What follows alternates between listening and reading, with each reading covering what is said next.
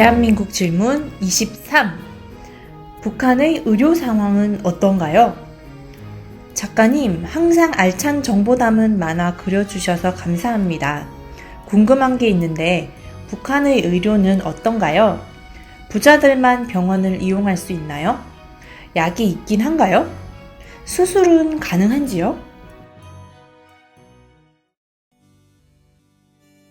북한은 환자가 생기면 교통이 제대로 갖추어져 있지 않기에 소달구지 또는 걸어서 병원에 가야 합니다. 길도 참 멉니다. 병원에 도착하면 먼저 깔따를 찾아 의사에게 가지고 가야 합니다. 북한에서 깔따는 주소와 직업, 진료받은 내역을 기록한 서류로 거주지 병원에서만 가능합니다. 의사는 깔따를 보고 먼저 직업부터 파악합니다. 자기가 얼마나 이득을 볼 수 있는지가 중요하기 때문입니다. 염증이 있구만. 페니실린 맞으면 돼요. 내래 갑자기 아파서 빈손으로 와시오. 지금 이 상태로 장마당 가다 죽을 것 같으니까 선생님 약 있으면 먼저 좀 놔달라요. 팔까? 혹시 병이 나은 다음에 돈 안 주면 하긴 농장원이 무슨 돈이 있간. 무상치료 제도에서 큰일 날 소리 하오. 의사가 장사꾼이오? 좀 도와주시오. 약값 가져올 때 인사차림 할 것도 가져오겠소. 하하, 이 사람 참 떼쓰는구만. 간호원 동무, 이 아바지 집까지 데려다 주라오. 사람을 믿지 못하노만. 빨리 좀 가기오. 아이고, 이거 맞으니까 염증이 심해지죠. 봐요, 알갱이가 생기는 거. 페니실린이 아니고 녹말가루야요. 장마당엔 유행약이 나오자마자 팔려요. 할 수 없이 중국제 샀는데. 이 똥대 중국놈들. 북한에는 약국이 없고 병원에는 약이 매우 부족합니다. 장마당에 가야 약 장사꾼이 있는데 인도적 차원에서 들어온 유엔약과 밀수로 중국에서 들여온 약을 팔고 있습니다. 유엔에서 들여온 약은 담당자 및 병원 의사들의 장사 상품이 됩니다. 그렇게라도 약이 들어가 다행입니다. 유엔약 쓸 데 있어서 샀었는데 먼저 놔줄까요? 빨리 좀 놔줘. 그 뒤에 빼람 열면 5,000원 하고 담배 한 갑 있수다. 북한은 사회주의 무상치료라고 늘 선전을 하지만 진짜 속을 들여다보면 유상치료이며 그것도 매우 열악합니다. 이 사진은 북한의 병원 중 그나마 정상적으로 운영되는 좀 나은 병원의 모습입니다.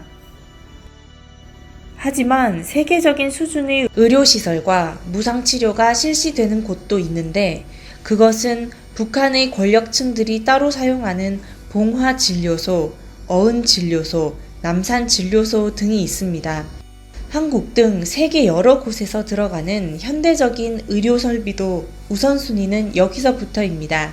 특권층은 전용 입원실도 따로 가지고 있으며 10대의 5육과로 뽑혀 올라와 교육을 받은 간호사들이 늘 대기하고 있습니다. 군에 한 대도 없는 앰뷸런스도 권력층들이 있는 병원에는 질비하게 늘어서 있습니다.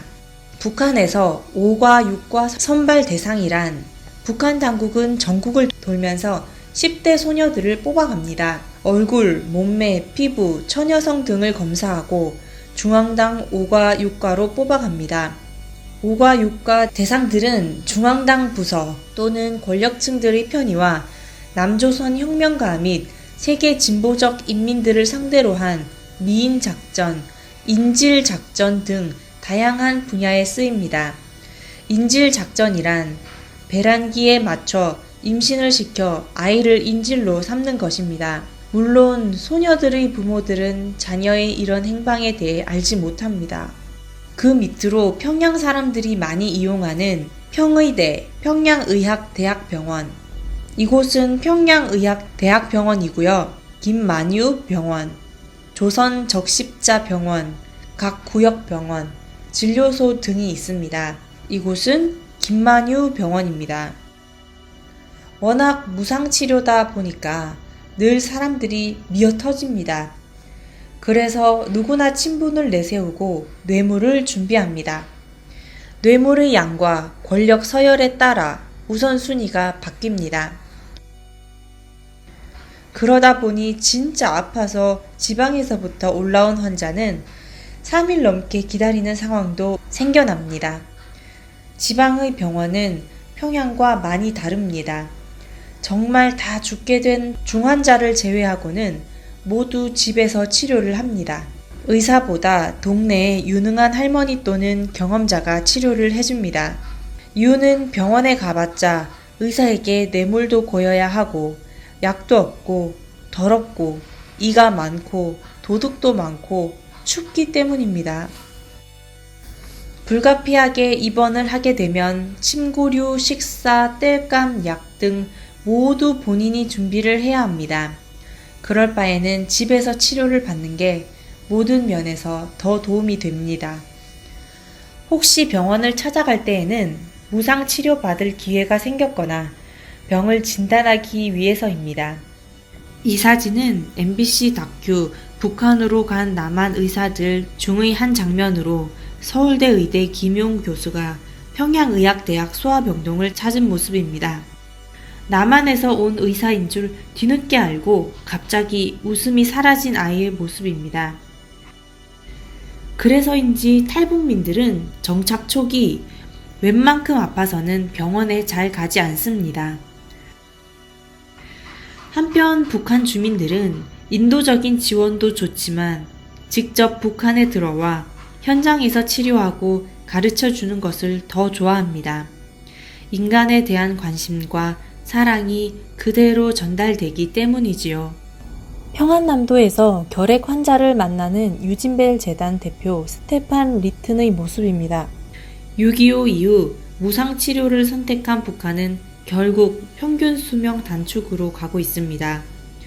만약 통일을 한다면 수명 통일도 쉽지 않은 문제일 것 같습니다. 마지막 사진은 뭐이가? 내래 아직 일이 팔팔한데?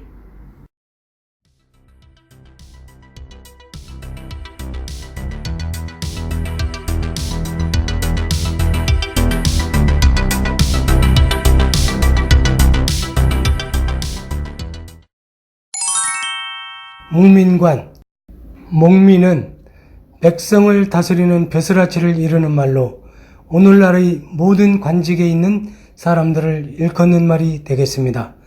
묵민관, 즉 공무원은 직업 성격이 봉사직이면서도 국禄을 먹는다는 점을 생각할 때 그 대상인 백성에 대한 배려와 철저한 도덕성, 책임감을 겸비해야 합니다. 이에 대해 다산 정약용 선생은 묵민관이 되어 행장을 차릴 때에는 의복과 안장, 말 등은 이미 쓰던 것을 그대로 쓸 것이며 새로 마련하지 말아야 한다. 관직을 마치고 집에 돌아갈 때에는 재물이 없어서 예전처럼 맑고 검소하여야 한다. 학문은 수신이 절반이요 나머지 절반은 목민이다 라고 하였습니다. 즉 목민관이 되려면 수신이 가장 먼저이며 자신이 올바로 갖추어졌을 때 비로소 백성을 다스릴 수 있다는 뜻으로 관직에 오르기 전 자신부터 제대로 갖추어야 한다는 것을 강조하였습니다. 즉 나라의 일을 담당하는 공직에 오르거나 그 자리에 오르기를 바랄 때에는 자신이 그 직분에 오르는 것을 출세라고 생각하기 이전에 국가와 국민을 위해 무엇을 할 것인가를 먼저 생각하고 준비해야 한다는 뜻이 되겠습니다.